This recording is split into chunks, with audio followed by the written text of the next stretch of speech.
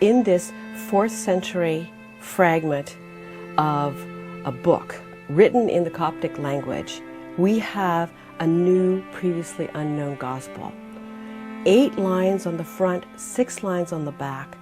The most exciting line in the whole fragment, however, is the sentence, Jesus said to them, to his disciples that is, Jesus said to them, my wife. What this does not mean is that Jesus had a wife. It's not evidence for us historically that Jesus had a wife.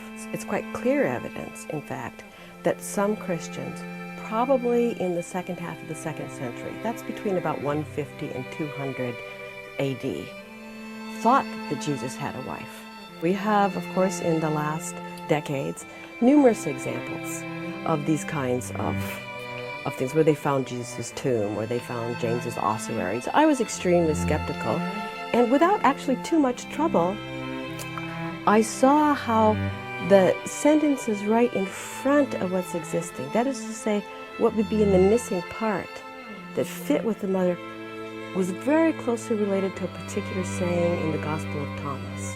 We spent several hours looking at this fragment, discussing it in every possible way, starting from the notion that it's a forgery, and trying to convince ourselves, trying to make arguments against that. But the conclusion was that it was authentic and probably 4th century.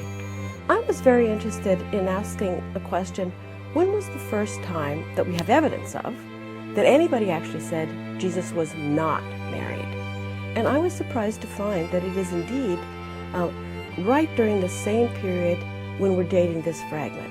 And so what we can see is that it's about 100, 150 years after Jesus died, before the question is raised, did Jesus have a wife or not? And when it is raised, it's tied to discussions, even controversies, even arguments, that early Christians are having about proper Christian practice. Should Christians marry, or should they be celibate?